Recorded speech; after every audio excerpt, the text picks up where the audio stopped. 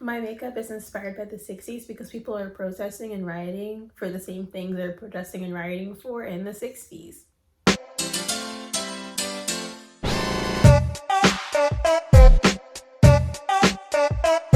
Hey guys, welcome back to my channel, and if you're new here, hi, my name is Zhariya Smith, and I typically make commentary videos just like this one. If you guys like that or like me, make sure to subscribe down below, hit the notification bell to get notified every single time I post, which is on Mondays and on Fridays. And make sure to like the video. It really does help me because I'm a very small creator, and every single little like and comment counts. And with that said, let's get on to this video because I have a lot to talk about. So I watched 13 Reasons Why so you didn't have to, and please don't. So either way, I'm going to be talking about 13 Reasons Why and the TV show, the characters, why it's whack, why it may not be, etc. And the first thing I'm going to mention are annoying characters. Now, every single teen TV show definitely has their fair share of a few characters that are kind of annoying, but they have their own, likes to them. Like, for instance, that 70s show, everyone was annoyed by Jackie, but Jackie was still a great character and she grew and became less annoying. You have certain characters in teen TV shows that are kind of annoying at first, but then you learn more about them, you learn more about their character, and then you grow to love them, like Jackie. Well, that is not a thing. Well, actually, that only happens with one character in this entire show, and that could just be me because I'm very picky, which would be Justin. But if you guys don't know, 13 Reasons Why is a TV show about the death of Hannah Baker, and it starts off with her banding together these 13 people because she made tapes for every single one of them as one of the reasons why she killed herself, which already is problematic. It was a book. I remember the book. Should have never been made into a TV show in the first place, but that's the premise of the show. The premise of the show is about Hannah Baker. So how can you make a TV show without Hannah Baker when it's about her? Which they did it for 2 seasons, but then they kind of veered away from that. But it was still rooted in Hannah. Hannah Baker is one of the most annoying characters I've ever met. And it sucks because she never was truly there in the first place. Hannah Baker, as you guys know, is someone who, committed in her bathtub because people told her that she had because she had a big butt.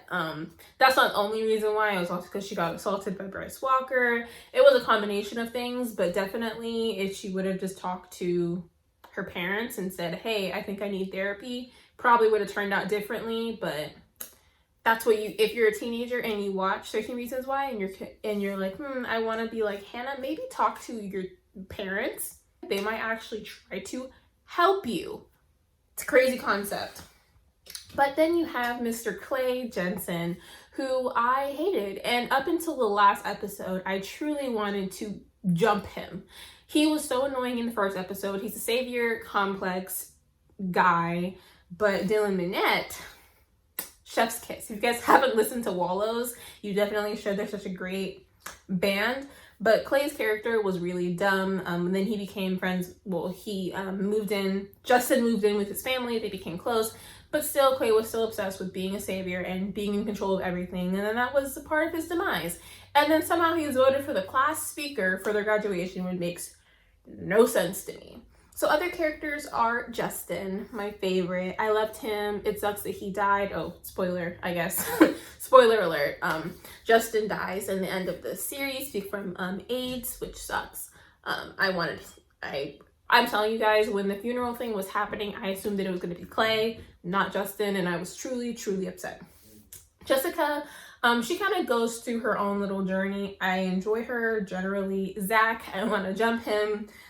Alex, I don't want to jump him, but the whole plot of him being attracted to men randomly was not a good move. It felt like they just wanted to throw in another LGBT character to like meet a status quo.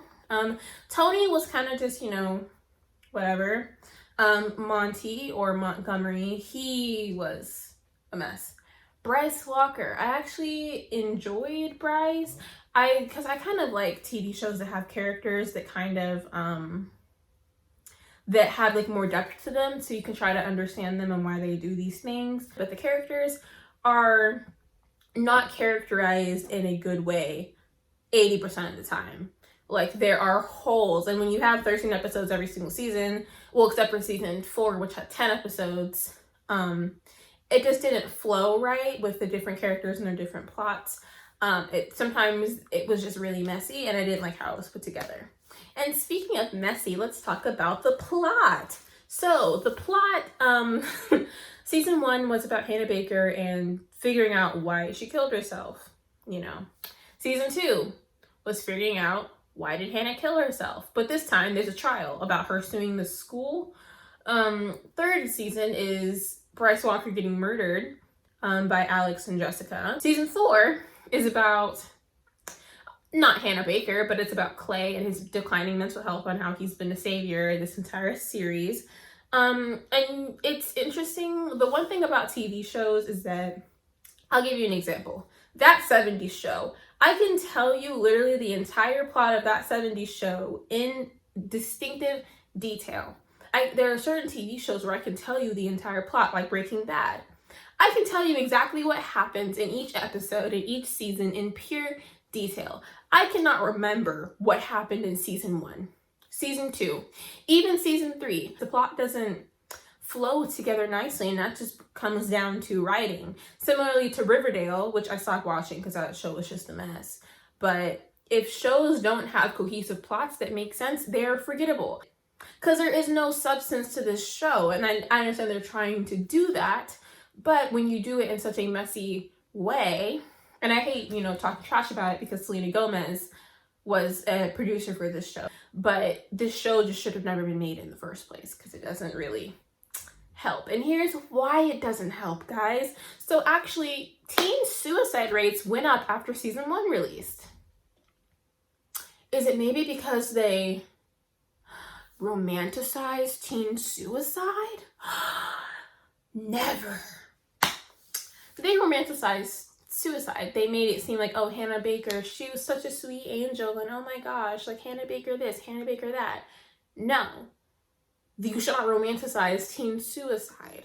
That is disgusting. Like, nothing is cute, nothing is fun, or whatever about it, and they tried to make it seem deep, but it just wasn't. It was just like, oh, if I want to kill myself, I can make tapes and then I'll be like Hannah Baker, and like that's what people did. So next is the unsatisfying ending. Now, the ending of the series was that they're graduating high school. They all got into different colleges. Justin dies from AIDS. Like I said, it's very forgettable. I literally finished watching this show yesterday, and my brain could not tell you what happened. But it ends basically with them graduating high school, them going to college. The ending scene is like a Clay and Tony driving to Nevada because he got a boxing scholarship, which is a whole other C-plot to the series. But it didn't really seem like a good ending. Like, a good ending is BoJack Horseman's ending or The Good Place's ending. Like, TV shows can have good cohesive endings and still be like a short show for 4 seasons, but like, it just wasn't satisfying. But let's talk about, finally, mental health. I just feel like that it could have been better. And I feel like that when shows talk about mental illness, you don't have to be like that. You can literally be like Euphoria, Skins. Like, you don't have to portray mental health a certain specific type of way to make it seem like dulled down and like a horror trope, because there's a scene, I'll try to see if I can insert it here because Netflix is already picky about stuff, but Clay is looking into the mirror and then himself is smiling back in the mirror. That's a horror trope. And when you couple mental health with being a scary movie, that doesn't really sit right with me. But yeah, that's the video. I do hope you guys did enjoy it, and if you did, please give it a thumbs up. Let me know your opinions on 13 Reasons Why in the comments down below. The show was okay, but I don't recommend any person watching this that is in high school or middle school. It is not an accurate depiction of high school. In some aspects it can be, but it's not a good show. And I only watched it because I was bored. But yeah, I'll catch you guys in the next video. Bye, guys. And I think to myself, what a wonderful world.